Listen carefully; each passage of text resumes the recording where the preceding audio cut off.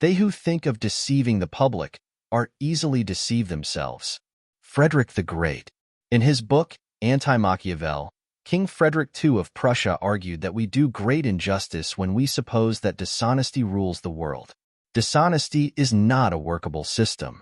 The liar must deceive continuously, he argued, and the deception cannot be kept up. For the deceitful ruler must raise his mask if only to breathe. Today, of course, the world is full of dishonest rulers who never seem to take a breath between their many lies. In consequence, the world seems to be falling apart. The trend toward political dishonesty, which produces increasing dysfunction, was excused by Niccolò Machiavelli, who argued that there are two ways of contesting in politics, the one by the law, the other by force. The first method is proper to men, the second to beasts. But because the first is frequently not sufficient, it is necessary to have recourse to the second. The Prussian king thought Machiavelli's recourse to beastliness was immoral. The world is in part like a play, wrote Frederick, where there are honest players, but also the cheating ones. It is important to acknowledge that all rulers are not so wicked, said Frederick. Some are good, some are not good. On his side of the argument, Machiavelli refused to acknowledge the efficacy of moral precepts. Rulers need to beasts, he explained. And of the beasts, the lion and fox were the most efficacious. For a ruler must know how to be a lion to drive away the wolves and a fox to avoid traps. According to Machiavelli, everyone admits how praiseworthy it is in a prince to keep faith and to live with integrity and not with craft. Nevertheless, our experience has been that those princes who have done great things have held good faith of little account. This idea that princes who have done great things is peculiar, especially as it is coupled with those who have held good faith of little account. It is almost as if Machiavelli is equating greatness with perfidy. Yet Frederick II, who is known as Frederick the Great, did not think greatness entailed deceit. Princes live in fishbowls, he countered. Everyone can see what they do. From personal experience, Frederick wrote, as the sun cannot cover its spots, no more can the great princes hide their defects. He added that the mask of dissimulation would merely overcast the natural deformity of a prince. Machiavelli, on his side, believed that deception was necessary and practical. Men are so simple, he argued, and so subject to present necessities, that he who seeks to deceive will always find dupes. Machiavelli then cited the case of Pope Alexander VI, the infamous Borgia pope, who did nothing else but deceive men, nor ever thought of doing otherwise, and he always found victims. For there never was a man who had greater power in asserting, or who with greater oaths would affirm a thing, yet would observe it less. Nevertheless, his deceits always succeeded according to his wishes, because he well understood this side of mankind. The favored hero chosen by Machiavelli is curious, for Alexander VI was not a great man. Except for Machiavelli, nobody has chronicled his greatness. Historians generally depict the Borgia pope as violent and revengeful, corrupt and vicious. In Alexander Dumas's history, The Crimes of the Borgias, we read that Pope Alexander VI was poisoning cardinals to resell their hats. Dumas claimed that Alexander VI did not die of a fever as most historians recount. Instead, he died from accidentally tasting poisoned meat intended for one of his victims. To measure the cynicism of Pope Alexander VI, consider how he laughed at Friar Girolamo Savonarola when the latter denounced the Pope's many vices.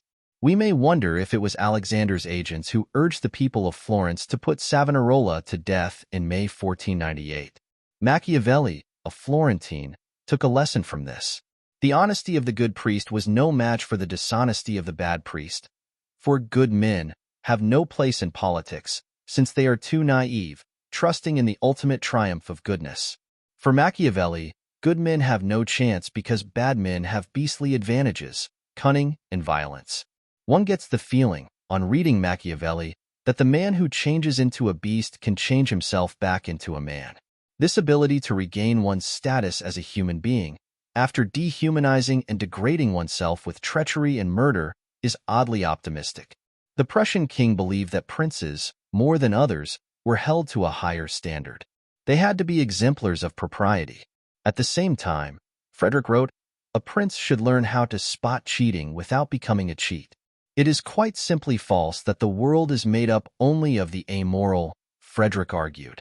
One would have to be a diligent misanthropist not to see that in any group there are many decent people, and that the great number is neither good nor bad. Machiavelli's belief that the world is full of predators serves merely as an excuse for his maxims. Even if we assume a certain opportunism in men, noted Frederick, it does not follow that we should all be opportunists. And yet there is a political party, called the Communist Party, which has its own opportunistic creed. It is a party of a new type, founded by Vladimir Lenin, who wanted to make a world revolution, who wanted to overthrow all existing institutions. Such a grand project required a conspiratorial political party built on force and fraud. Such was the party of Lenin, which formed the Soviet Union and the People's Republic of China. From the beginning, these totalitarian states were Machiavellian formations. They looked up to Marx's philosophy of dialectical materialism, yet their operations were in accordance with Machiavelli's cynical statecraft. Communist rulers did, in fact, turn themselves into beasts. They practiced force and fraud on a scale undreamt of by Nero or Caligula. It was systematic and scientific, adhering to Machiavelli's dishonest means for achieving great things. In all this, the architects of communism were the spiritual disciples of Machiavelli. They were all liars and murderers. They were predators who excused their predation by observing that rulers have always been predators. Only they would be predators with a difference, working for mankind's liberation. After changing the whole world into a communist paradise, they would change themselves back into men and relinquish power, i.e., the withering away of the state. Of course, the world cannot be changed into a communist paradise. Any such attempt can only result in societal mutilation. Do good men fare worse in politics than bad men? After decades of diligent and murderous work, bad men do not reach the end of their labors. They are not safe. Ultimate victory is always out of reach. Old lies must be exchanged for new lies. It is impossible to kill all the people that need killing. Where does all this end? How does one escape the horror? When is the monster able to change himself back into a man? Under these circumstances, the good man merely faces death, while the bad man faces damnation. We should remember that evil is an equal opportunity killer. It kills the good and eats its own. Political power has always been dangerous, whether one is deceitful or honest. The Swiss cultural historian Jacob Burckhardt once wrote, "Power is evil. Those who love power may find this unpalatable." But then, Lord Acton famously said that power tends to corrupt, and absolute power tends to corrupt absolutely. Furthermore, a good man regards power as a burdensome obligation. This is how George Washington thought of power. For a man who is determined to act honorably, power is not happy juice. For there is no happiness in toil and constant danger, or in confronting perfidy. In this context, it is obvious that Pope Alexander VI enjoyed his power only because he did not foresee the final reckoning. In the end, Machiavelli's hero was a fool. Neither does Alexander's so-called success demonstrate the gullibility of man. According to Frederick, cheating is provably dumb when it is pushed too far. After all, what is accomplished in the end? The argument between Machiavelli and Frederick the Great is an old one. It is the argument between those who believe in cheating and lying and those who think honesty is the best policy. Of course, nobody is going to explicitly endorse cheating and lying. Even with Machiavelli, the advocacy is implied. The endorsement of such behavior is recommended by way of a sophisticated cynicism. We are not evil, say the cynics, we are simply ahead of the curve. Today the scissor blades of right and left have cut right and wrong out of the picture. Morality is said to be the ideology of yesterday, or an ideology without any meaningful constituency. The only thing that matters now is to pick the winning side. And which side is that? It is the side that promises a future of peace and plenty to mankind. But who intends to keep the promise when politics has become a game of self-aggrandizement and treachery? There is this visible lust for power on the part of the left. We see it in Vice President Kamala Harris. It is said that politics is about power, of course. Yet there has been a misunderstanding on this score. Politics is about power in the same sense that cleaning your house is about having the necessary cleaning supplies. You cannot do politics without access to power, and you cannot clean your house without access to supplies.